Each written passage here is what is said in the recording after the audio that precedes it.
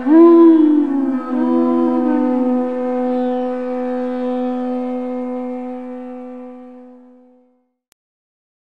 Namo Bhagavate Vasudevaya.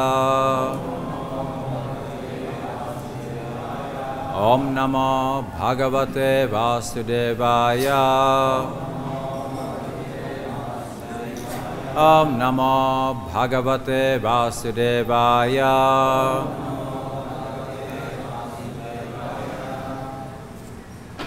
So reading from Srimad Bhagavatam, Canto 8, Chapter 2, and text 33. Okay, so please repeat. Yaha Kashchanesha Balino Takoragat Prachanda Vegat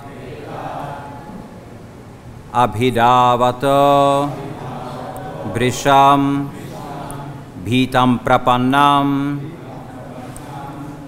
Paripati Yadbhayan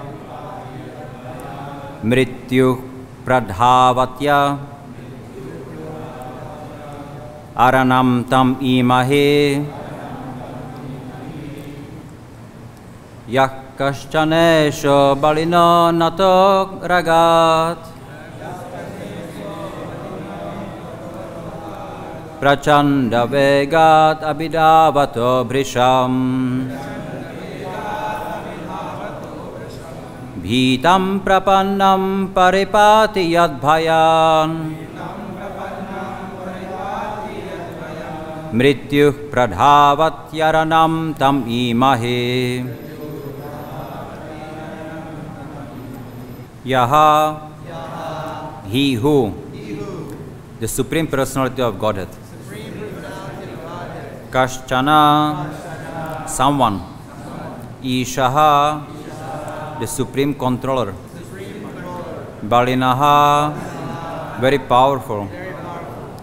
Antaka Uragat, from the great serpent of time, which brings death. Prachanda Vegat, whose force is fearful. Abhidhavataha, who is chasing. Brisham, endlessly, every hour and every minute. Bhitam, one who is afraid of death.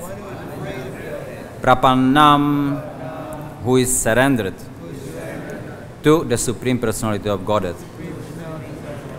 Paripati, he protects. Yat bhayat, from fear of the Lord. Mrityuhu, death itself. Pradhavati, runs away. Aranam, the actual shelter of everyone. Tam, unto him. Imahe, I surrender or take shelter. Translation and purport by Srila Prabhupada.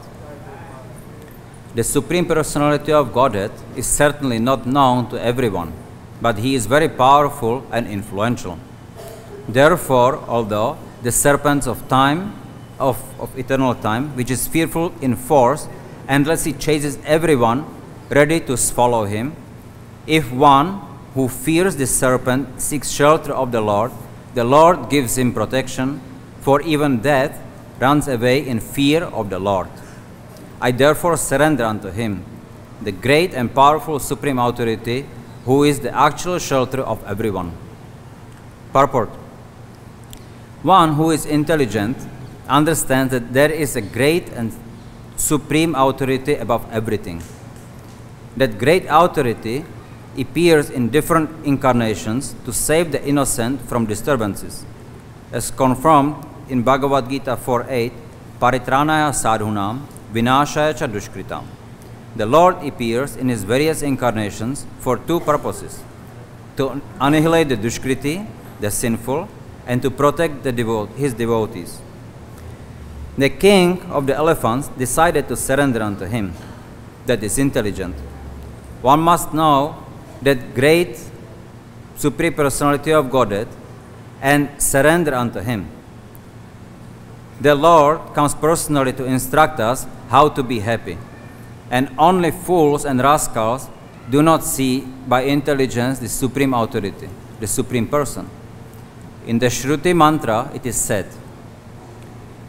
Bishasmad vatah pavate, Bhishodeti surayaha, Bishasmad agnish chandrascha, Mrityur dhavati panchamaha. Taittiriya Upanishad 2.8.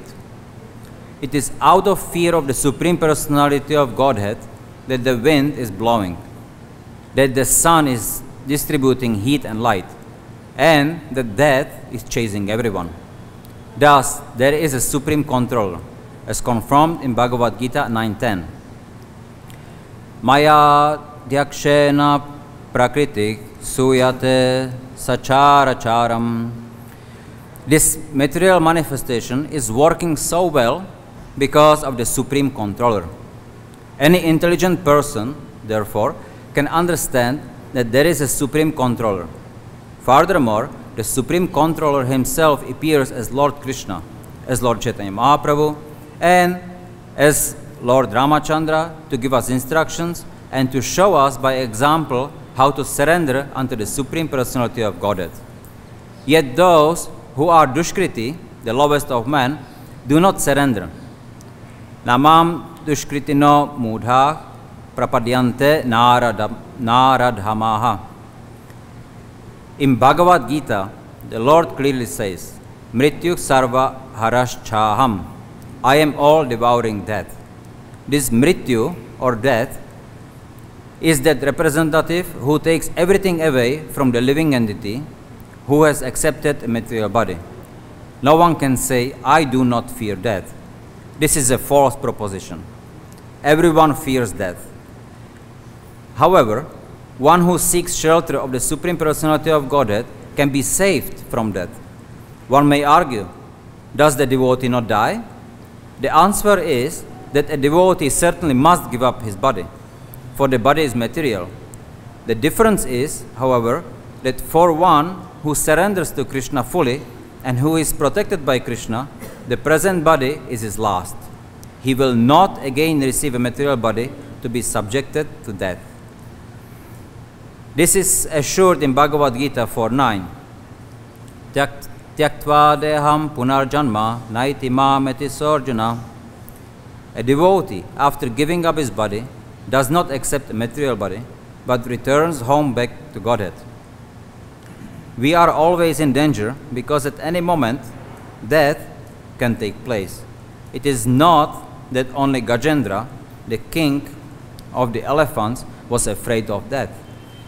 Everyone should fear death because everyone is caught by the crocodile of eternal time and may die at any moment. The best course, therefore, is to seek shelter of Krishna, the Supreme Personality of Godhead, and be saved from the struggle of existence in this material world, in which one repeatedly takes birth and dies. To reach this understanding is the ultimate goal of life. Gauranga. Hare Krishna.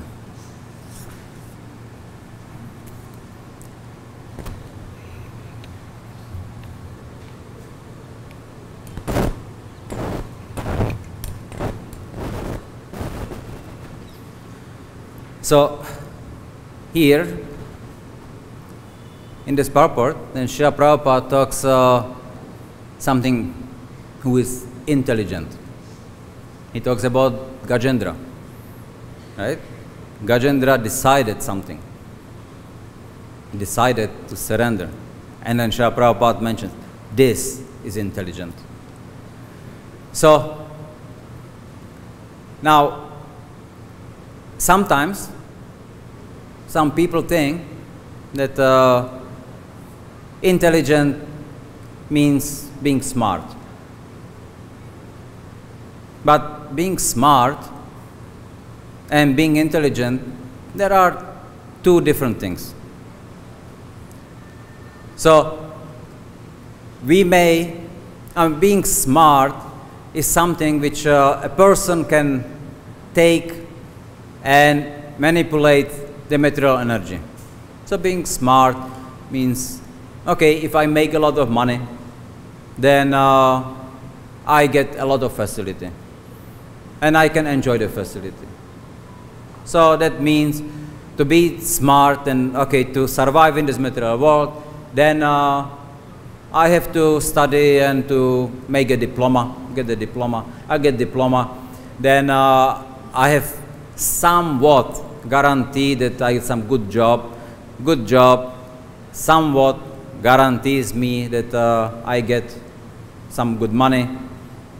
And that money, then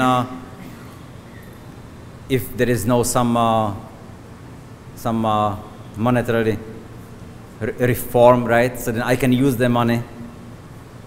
But so that person thinks that he is manipulating the material energy to his benefit, and we call that being smart. But he is missing the point. He is missing the point. Then what is he actually doing? Who is he?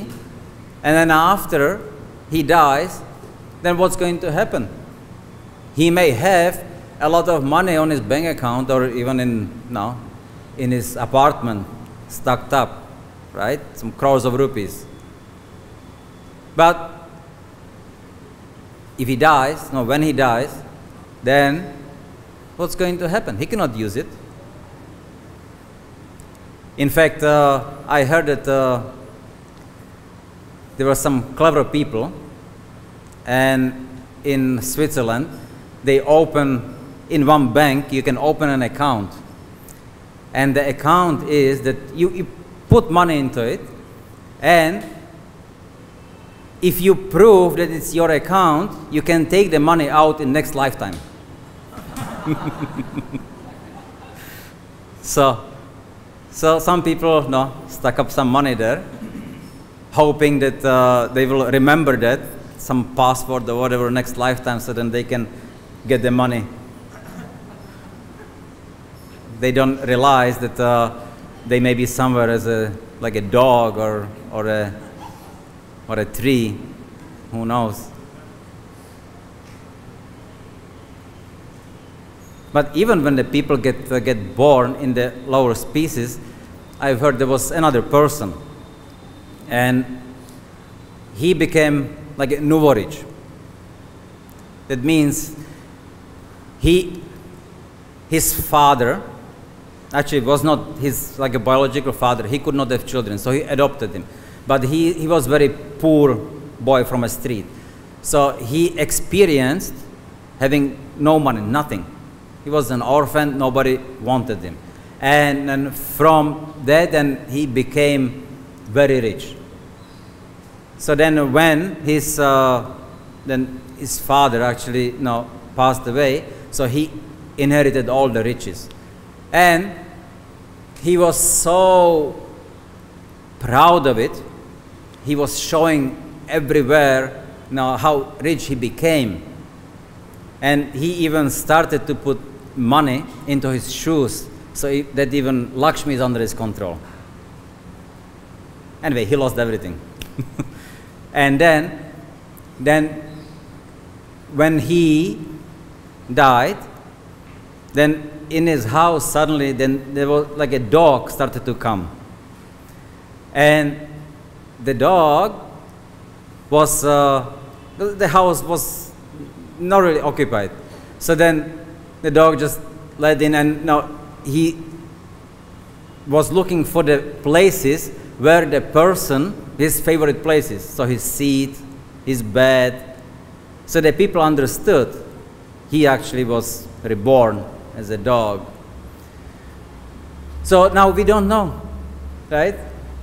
We can be as smart, we can have very, very high IQ, but death can come anytime. And when it comes, if we don't open the bank account in the Swiss bank, then we get to take another birth. And we don't know when, we don't know how. Some people try to avoid dying. So then I think some Russians, they developed it, some cryogenic. Just before you die, then they freeze you. They put you in the liquid nitrogen. So then you are supposedly not supposed to die. And then when there is a cure for the disease, whatever you may have or you are dying of, then they will defreeze you, cure you, and then you can continue now your life eternally. Like heaven, right? So, but somebody doesn't have that much money. So then what they do, they have also like a discounted procedures that if you don't have the money to freeze the whole body and to maintain it, so then they will just cut off your head and freeze the head only. And then later on they will stitch it to another body and then you can continue living, right? It's easy. So being smart does not mean intelligent. In fact, being smart many times makes you stupid. So, but Srila Prabhupada talks about Gajendra being intelligent. He also tried. He was trying not to call his friends, please come and help me out of here, right? He was fighting off the crocodile. He was doing so many things. But after 1,000 years of fighting, then he figured out, okay, this is not going to happen. So then what am I supposed to do? So then, now he started to fear, okay, I'm losing. So what's the option? What options do I have? Friends are not helping me. The wives are not helping me. No, nobody is coming to help me. The crocodile is getting stronger. No, I'm getting weaker. So then no, the outcome is I'm dying. But before I die, then let me take some proper decision. And the decision is surrender to the Lord. So, yes, this surrender, that's the intelligent proposition. That's what we should see that we come to. In our lives, then we also may go through so many problems, right? Childhood, can be difficult, especially if we don't go through all the Dashavida samskaras, which make our life easier. But okay, then puberty, difficulty. But after some time, then we should figure out, okay, I had tried so many things. Now, I have really tried to enjoy. I had tried to get the diploma. And even after getting the diploma, then actually figure out there is no guarantee for anything. Like in India, there are so many engineers now, so many graduates and postgraduates, but they don't have jobs for them. So the diploma doesn't guarantee you anything. I think in Manipal, then they have so many graduates that they don't have jobs for them, and what they do, then they reserve for the graduates and postgraduates that they can drive auto rickshaw. So then what happens is that anybody who drives auto rickshaw there, then you will get graduate to drive you. So very high class service you will get. But what's the point? There's no job. So now trying to run after getting job by securing the diploma for that, and because of that then losing 20 years of life, And the 20 years of life, generally, nowadays especially, it's very hectic. The association is very tamasic and rajasic also, but tamasic. Then the demands is such that the students are under such a pressure that many commit suicide. India is number one in the students committing suicides, right? Because there is a competition, and so even if you go through the competition, you get that still no guarantee that you get the diploma, but no guarantee after that anything. And if you really want to, then you have to bend according to the system. You have to get whatever job you get. You don't get to do really what you want to.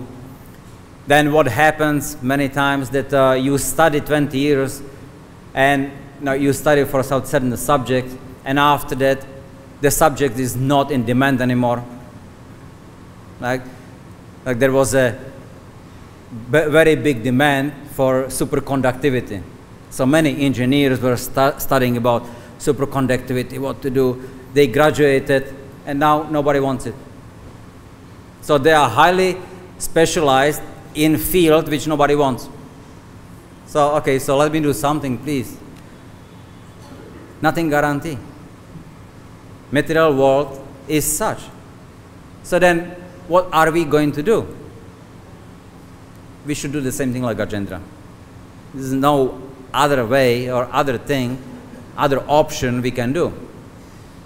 So, figure out, okay, I tried so many things, and I tried to enjoy, but I realized it's not working. So much of energy now we have to put into getting the enjoyment. And the result comes that we get maybe a little bit of happiness, something which we call happiness, but this is not really satisfying.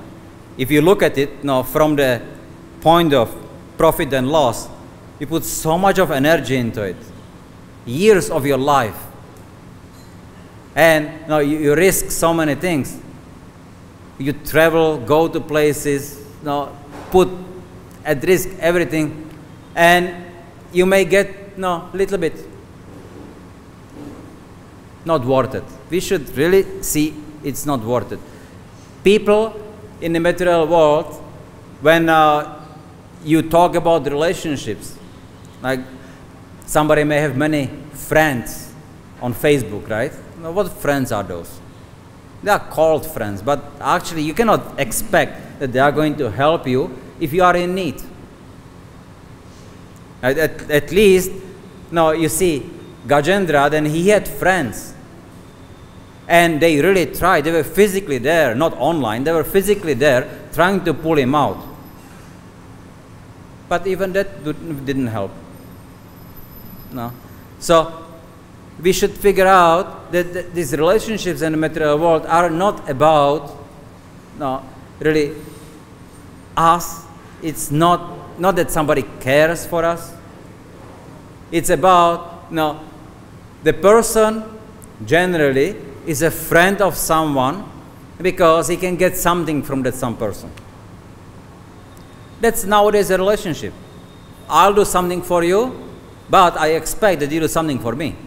Then we can be friends. But this is very, very shallow relationship.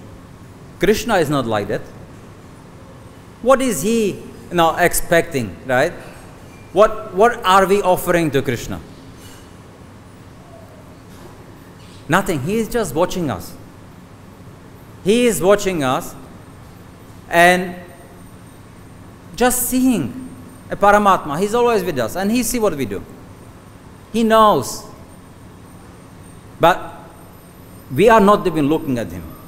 We are not trying to please him. We are not trying to serve him. We don't do anything. We are just looking at ourselves. Just enjoy.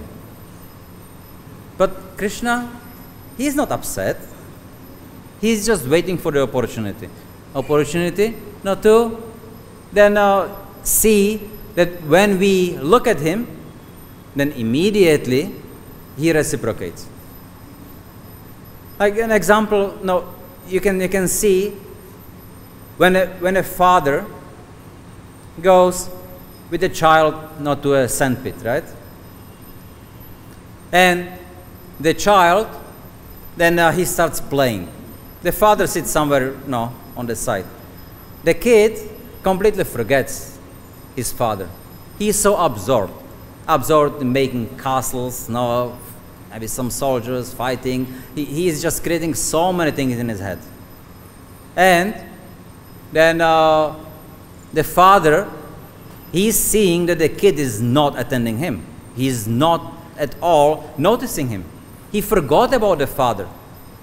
So is the father upset? Is the father, hey, I'm here. No, don't play. I'm here. Look. Does the father do that? No.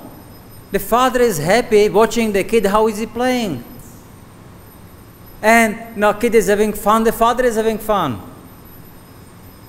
Then time runs and the kid gets hungry, right? And he gets tired. So then he suddenly figures out, I'm hungry. So what he does? He goes to the father. Dad, I am hungry. And the father, no, go away. No, you didn't think about me and now you are thinking about me, yeah? Like that, that's what you want. No, he doesn't do that. The father immediately, come, my son, okay, I'll take you home and then we will eat something.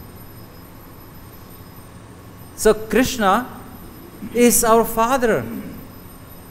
He is just waiting for us when we get hungry, when we get tired. And then look at him. And then when we look at him, then Krishna will arrange everything. He will take us. He will feed us. He will take care. Whatever we need, it will be done. And however we want. Krishna will reciprocate any way the jiva wants. He is Rasa Vaisaha. So everything comes from him. So that's our position. So now we should try to just figure out, just to desire. Okay, let me, at least for some time, just look at Krishna. Right? Maybe for some time just stop looking at Maya. But look at the Lord. He is there, beautifully dressed. And let's appreciate the Lord. Then we can start figuring out that there is something more elevated, something nicer than just enjoying ourselves, just enjoying the material world. And then we figure out that this is the way to go. But how do we figure out? Why should we figure out? Right? That we have to really work it out for ourselves. We have to get tired. We have to get hungry for Krishna consciousness, for bhakti. And they're tired of trying to enjoy something which is not really enjoyable. So in the association of devotees, then we can figure this out by seeing their behavior, seeing how they reciprocate with the Lord and how Lord reciprocates with them, getting inspired, utsaha. And that way, then we can start surrendering. The surrender can only happen when there is a faith. And as we know, we have the process of Shraddha to Prema, right? So Shraddha being the surrender, or being the faith. We develop the faith. But what faith? Just a minute faith. Something that, maybe there is something to it. Maybe a little bit, something. I don't believe it really, but something. The little faith. With the association of devotees, the sadhu sangha will increase. There will be more faith. Then, when the faith, then with the association it grows. Oh, no, okay, I would like to take some instructions very seriously. Follow the four regulative principles and chanting the holy name very seriously and with sincerity. Okay, so let me take shelter of some senior devotee, bhajana kriya. Doing so, what will happen? Then the anarthas which make us so conditioned, then start leaving the heart, because we figure out, oh, I don't need to really be attached to this and to that. No, I can just be attached to Krishna, and that will be the best. So through the anartha and everything, then we become very steady, nishtha, steady in devotional service, and then we can start developing the taste, more steadiness, and the symptoms of ecstasy of devotional service will manifest, and fully manifest on the platform of prema. So then the prema, it's nothing else than fully blossom Shraddha. So the faith that Krishna is there and my place is only at his lotus feet, it's fully developed. That's prema. Nothing else will satisfy the devotee. He's not looking for anything else. So then the devotee is fully surrendered. So this is the surrender. But how to start the surrender, the process of surrender? Now, you see, the Haridas Thakur, then in his teachings, then he also describes then the process of surrender, and he describes a surrender being primary quality, and all the other 26 qualities of the devotee, then they manifest, they are the secondary qualities, they manifest automatically. So it is the surrender which one must develop first. So to the process, to the level of how much the surrender is developed, to that the other qualities manifest in the devotee. Why is it like that? See, through the surrender, one actually can accept the instructions of Guru Sadhu Shastra. Without surrender, it's not possible. So, if there is no surrender, then anything which is being instructed, it's not for us. We are the mudhas or the naradhamas. Oh, I know better. I don't need to follow. No, he says something like that, but who is he to tell me? Or no, yeah, Shastra says like this. Anyway, now this is old. No, that was old long time ago. Now we have to do it differently, right? No.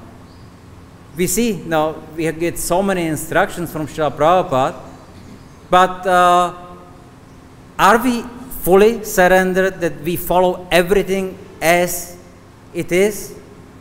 Or sometimes we make some little adjustment because Prabhupada, but maybe if he would know what's happening now, then he would say something else. We take the liberty to doubt that because of lack of surrender.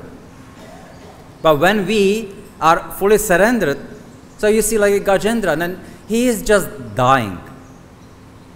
There is no hope that somebody will come and help him.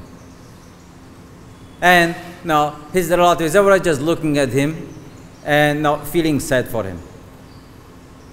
So his only option was the Lord.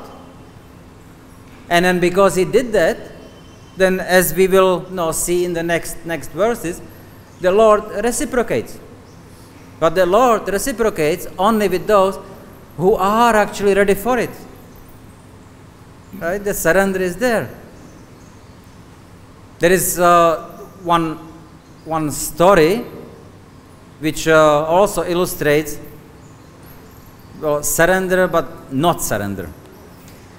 There was one lady, and she was, the ladies, they go to the forest to collect wood. And it was after the storm, and there was so much wood in the forest. And her home was quite far away. So, and because she collected that day so much wood, she was so happy. And she was carrying the wood on her head like a bunch. And then it was heavy, but she was so happy that she got the wood. She didn't have to go for so many days, maybe weeks, to collect more wood, because now she can cook for her husband. Everything just perfect. And as she was so happy, then she was absorbed in the happiness, and she tripped. Now, she tripped over, and she fell with the wood. Now, because it was so heavy, she was unable to lift it up again, the bunch. And she didn't want to leave some there. So she was really desperate. And she was crying. But nobody there to help. Right? It's middle of the forest, jungle. Nobody is to help. So she called for Krishna. Please, Krishna, help me. I have such a difficulty here. I need you. Without you, I am lost. So, and then because she was so sincere, Krishna did appear. And she was so happy. And then Krishna, he asked, my dear mother, how can I help? Krishna, I'm so happy to see you. Look, there is the wood on the floor. Please, can you put it on my head? I need to carry it to my home. Oh, is that it? No problem. He gets it, puts it on her head, disappears. She is so happy. She continues going, and then suddenly she realized that it was Krishna. I could have asked anything. And I, foolish lady, I asked to put the burden back on me. Then, after that, she again fell. She got into crying, calling Krishna, but he didn't come. So the opportunities sometimes do come, but we have to get ready for it. Or the famous Tukaram Maharaj. I don't know, maybe I already mentioned that before, but it's just so illustrative. When he was just going, the Vimana was there on the tree. And then as he was boarding the Vimana, then he remembered that he promised his friends that he will take them with him when he goes to Vaikuntha. So he asked the Vishnudutas, please, can I take my friends with me? Yes, no problem. Your friends, take them, bring them. So he goes, and in the crowd, there were like thousands of people crowded. So he goes to the friends, and my dear friend, as I promised you that I will take you to Vaikuntha, if I go, now is the time, please come with me. And the friend, I'm so happy that you are going. And I would really like to also go, but my daughter is sick. And if I go now, it will be very irresponsible of me and to leave her like this. So maybe next time. Okay. And the other friend, yeah, I would like to go, of course. But how is this coming? And then I have to do it. There is nobody else. My son is too small. And if I don't do it, my family will starve. That's not good, right? Irresponsible. So I cannot really go. And like that, 4 or 5 friends he had, and everybody just refused to go. And they saw the Vimana. The Vimana was there. They just had to walk. They were not ready. So it's also not so easy to really get intelligent, if we were not intelligent throughout our life. The attachments makes us so strongly now attached to the material world, that even at the time, even of death, we sometimes are not willing to give up. Once Akbar, he asked Birbal, when does the lust leave the man? Right? When the man stopped becoming lusty? And then Birbal said, at the time of death? Nah, it must be before. Okay, so I'll prove it to you. So then after some time, I mean, they were not talking about it, but after some time, then Birbal told Akbar, quickly get your daughter, and then we will go somewhere. So then Akbar just took his daughter, and then they went to one village. And in that village, in one house, and there was a man dying. He was on his dead bed. He was just leaving, like Akshay Prabhupada talks about, and then the throat is already choking, and he was just about now to leave. And then Birbal told him, just place your daughter like in front of him. And so he did that. And then they called the man, and the man, like with very great difficulty, he opened his eyes, and he was suffering. Opened his eyes, and he could see the nice lady, and he was just enjoying with his eyes. He was just trying to enjoy the beauty, and died. So even when the person suffers, but when there is an opportunity, the lust will not leave. So that's why Srila Prabhupada talks about, we should not take Krishna consciousness cheaply. We should not think, okay, now is the time to enjoy. When I become old, then I can get into it, right? Because anyway, I cannot do anything, but now I can enjoy my senses. But later on, it's difficult. Okay, so I can be more focused and do some bhajan. It necessarily won't work. There's no guarantee that we will die when we are old. We may die anytime. No. And there is no guarantee also that when we do our bhajan, that we are going to be focused on the holy name. There was another very illustrative story of very sad Babaji. The Babaji, there was somewhere in Navadvip, and now he used to chant the holy name, but he was not happy.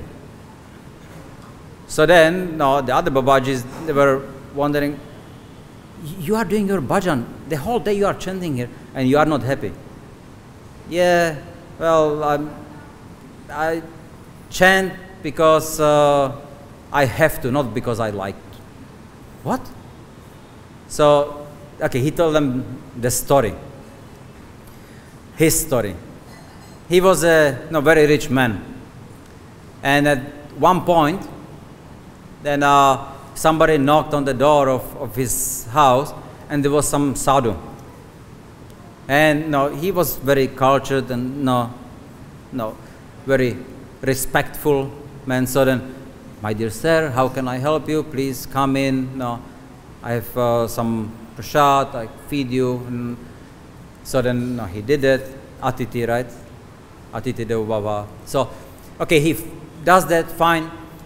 And then after that, the sadhu said, I had a dream that you became my disciple. And the man, I'm not sure about it. Maybe later, but right now I'm not ready for that. I have so many conditionings and like that. I cannot really commit. Okay, so sadhu leaves. After some weeks, then he comes back again, knocking the door, and then the sadhu again.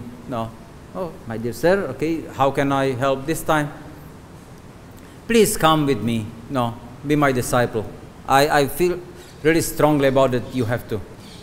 No. No, please, anything else but this, I cannot really do that yet. So then he leaves. Next time he comes, you have to become my disciple. No, you have to come with me. No, please leave. No, go away. I'm not your disciple. I will not become your disciple. So then the sadhu, now feeling offended, then he goes, and he was a tantric. So then he sends a ghost to bother that man. And then he's getting sick and tired and so many diseases. No doctors can help. So he has a friend, and the friend told him, look, you are not actually really sick. Somebody sent some ghost on you. But, you see, no, the ghost is very powerful. But I can give you a remedy. If you chant the Hare Krishna Mahamantra, then the ghost will leave you alone. So then he started chanting. So when he chants, okay, then the ghost, he could not do anything. And, you know, that's the rule in Tantra, that the Tantric sends a ghost, and if the ghost cannot do what he is supposed to do, then he comes back to the Tantric and kills him. So then the ghost comes empty-handed, very, very upset, angry, and he kills the Tantric sadhu. Now the Tantric sadhu becomes Brahma Rakshasa. And he goes very angrily and then bothers that person. Now the person doesn't know what to do, so then he's chanting the holy name. And when he chants the holy name, then he cannot do anything to him. But when he stops chanting, then he becomes bothered. So he said, okay, so let me just take Babaji, okay, now I'll just go and keep chanting. So then that's what he did. So when he chants, he is not being bothered. When he stops chanting, he is bothered. So then he chants because he has to. So we should not become like this. No, our chanting shouldn't be that I have to, otherwise now I am bothered. Or even in the beginning, our chanting may be our duty, right? Because we promised to our Guru. But at some point, our chanting, then some ruchi should develop. We should start understanding that we are not chanting for us to get liberation, or for us even to go to the spiritual world. That we are chanting because this is what pleases Krishna. So when we develop this attitude, then Krishna becomes really pleased. And because he becomes pleased, we become pleased. So Gajendra also, he starts praying to the Lord. So he's chanting, right? The Lord's names. And that to please the Lord. Even though he is in distress, but yes, he was thinking about the Lord. He wanted to please the Lord. And because of that, yes, the Lord was pleased. And he saw what situation he is in. He comes and helps. Prahlad Maharaj, the same thing. He was not even not chanting much. He was just always remembering the Lord. And no harm could come to him. He didn't even come to the point that he got caught in something. When he fell among the snakes, no snakes touched him. Elephant didn't tramp over him, right? Then he was falling off the cliff. Nothing happened to him. He got thrown into the fire. Nothing happens. And he was not in distress at all. He was always protected by the Lord. So we should also do that. We should always try to please the Lord. Whatever activities we do, we should always remember Him. And if we don't, we cannot for some reason remember the Lord, that we are doing something else, then at least just not to forget Him. Not to forget Him by following the rules and regulations which are given to us by Guru Sadhu Shastra. But our aim should be to always remember the Lord. And that's called intelligence. So we should become intelligent as quick as possible. Hare Krishna. Any questions?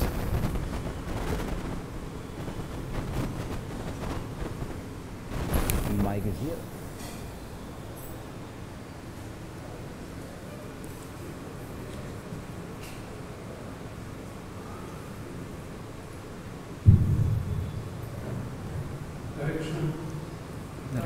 From the life of the Vrindavan, we know that he was a pious king, and he was one of the reasons of bringing Yes? And he was ardent devotee of Lord Krishna. Just because he was in deep meditation, he couldn't identify a husband need. He committed some offense, and he took a life again as Gajendra. So how do we vis-a-vis compare this with ordinary people? Like someone who is a practicing devotee, he tries to perfect his life, but he may commit some offenses which is subtle or some offenses which is not subtle. Okay, so and he doesn't know like what is his destination now. So for such thing is like it's totally depends on Lord's mercy that he will be delivered or he will not be delivered, or his own efforts he can still go back to God. Because the life of King Nityananda we don't see this. Okay, now you see, for people who are atheists, non-devotees, right? So for them it's very easy. You perform some activity, pious or impious, whatever it is, you get reaction for it. It's by a book, exactly. So the planets, the navagrahas, they have influence over the person, so then they can also predict what is he going to go through. Right? So it's very easy. Now, for a devotee, it's not so easy. Now, you see Bharat Maharaj, right? Great devotee, deep meditation, he got distracted by a deer. He takes birth again. Right? So, now, why these things are happening? Maharaj Chitraketu. Now, he didn't do anything. He just, he had friendly exchange with Lord Shiva, which Mother Parvati didn't understand. Well, okay, so he got cursed. Fine, no problem. So let's play some part in Lord's pastimes. Fine, no problem. So now, for a devotee, see, okay, karma, we talk about karma, right? So karma is what? Now, when somebody performs some action, the karma comes. Sinful, then it's going to be bad karma, pious, good karma. But what the karma does, what is it for? The karma then removes the reactions, or it's the reaction, so then it removes the actions, or the it balances, right? But the karma does not guarantee necessarily that the mentality changes. A thief steals something. His karma, he gets caught, he goes to jail. He gets released from the jail. Where is the guarantee that he is going to be not stealing again? Every day we go around Tulsi Devi. What do we chant? Yani Kane Chapapani, right? Then Brahma Hatya. So even the offense of killing Brahmana can be removed. But what about the mentality? Right? So then, we, by chanting the holy name, the reactions of the sinful activities which one cannot collect get removed. One pure chanting of the holy name removes all the sinful activities of the universe. The power is there. But the desire, I want to commit more, of the living entity is still there. So therefore the living entity is here. So for the devotee, when he is supposed to suffer some consequences for something, then it's not Mahamaya who takes care of that. It's Yoga Maya. And the Yoga Maya sees how much purified the devotee already is. So he did something maybe sinful previously, and now he was supposed to die for it. But through chanting of the holy name, he got purified.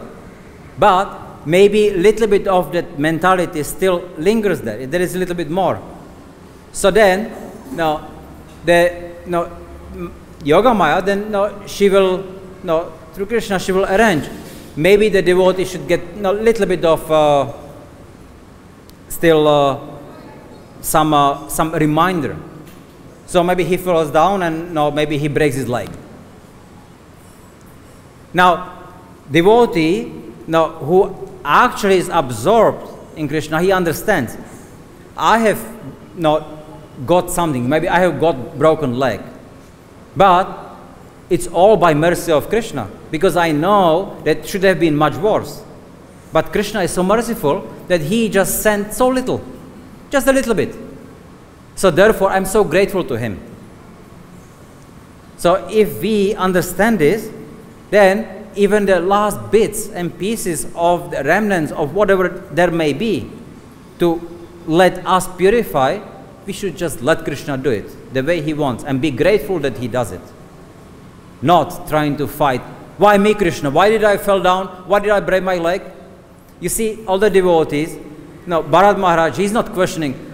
I was, the whole life I was very surrendered to you. And once I remembered the deer and you let me take birth again. No, he's not questioning the Lord this way. Maharaj Chitraketu, he is not questioning the Lord. Why did I become a demon? No, I didn't do anything. No, he is not. Then, and same way, then we see, Maharaj Indradumna, he's not questioning the Lord. Why did I become an elephant? No. They are fully surrendered, so they understand. Krishna wants it. And whether it is for my benefit or whether it is not because Krishna wants some pastime to happen, it's up to him. I don't really mind. Jai and Vijay. What did they do? What did they do to deserve to go to the material world? They didn't do anything. They did what they were supposed to do. They guard the gate of Vaikuntha. But no, the Lord desired, please go and take birth there and do this. Fine, no problem. Just please, let us not forget you. No. But as a Hiranyaksha and Hiranyakashipu, didn't appear that they were remembering much the Lord, but they were pleasing the Lord. It was for his pleasure. Right? So that's what it is. The living entity wants to please the Lord. So we should try to practice pleasing the Lord. Don't worry about ourselves. So the chanting should be also like that. Devotional service should be also like that. Yes? Okay, Prabhu. Yeah.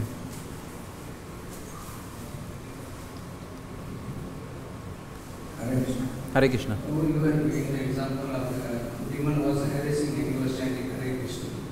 So similarly, we are chanting Hare Krishna and so many more somebody chant, they are disturbing us. So they are disturbing us, we are chanting Hare Krishna. So it's okay that whatever is coming in our life, difficulties and disturbance. So when we chant Hare Krishna, so we are getting some relief from there. See, in the beginning, maybe that's how we encourage the new devotees. Just chant and be happy.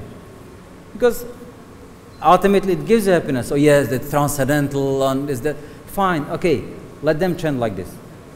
Then the next step is commitment. You take initiation, but you promise. Minimum 16 rounds every day. Oh, I didn't finish 16 rounds. Okay. But okay, now I'll finish. No, chanting, no. Okay, as a commitment, then do something, finish 16 rounds minimum every day. But then after some time, then I'm chanting like this, I'm out of duty, but am I pleasing Krishna? No. And then how can I please Krishna? We can ask Guru, Sadhu, Shastra, right? And what can I do to please Krishna more? Focus more on your chanting, increase on the quality of the chanting, increase on the quantity of the chanting, and all these instructions will lead us to that we will start pleasing Krishna. Once we please Krishna, then when the ruchi comes, and the asakti, then we don't want anything else. And there is no need to think about that something else was bothering us, or that we have promised our Guru that we will chant 16 rounds. No, there is no need for it, because the taste comes. So that we should develop that attitude. Hare Krishna. Hare Krishna. Guruji, my question is in connection with your previous answer. Like you said, for the devotees, Yogamaya is here, and for the atheists, Mahamaya takes care. Yes. Like this yoga, now devotees are different categories, pure devotee and then struggling sadhaka. So how does Yogamaya take these two devotees separate? Those who are surrendered, those devotees, Yogamaya takes care. I mean, Yogamaya takes care of everything, right? How do you think that no, you have the friends, no, Shridam, Subal, no, Madhumangal, how can they act, no, as equals to the Lord? How Mother Yashoda thinks, oh, Krishna is my kid. How is she going to think like that? Because they are all influenced by Yogamaya. So, no, otherwise, if they wouldn't, they will see, oh, Krishna, the Supreme, oh, no, they cannot do what they are supposed to. They cannot do what pleases Krishna. Right? That will become immediate like the Vaikuntha Bhav, not Braj. So, therefore, now, Yogamaya, now, she takes care of what needs to be done and how, whatever the devotee must experience to get him purified to even higher levels. But until then, when the devotee still wants to enjoy, so it's the Mahamaya who just see, okay, he wants that, okay, I'll give him that. And she is testing us. But once we pass the test, that even though maybe it may come in mind, but we don't want to do it. Because, not because I don't get the pleasure, but because it will displease Krishna. And I don't want to do that. So then when the devotee passes the test, then Yogamaya will influence him. So all we need to do, that we need to really focus on whether our activities are pleasing Krishna or not.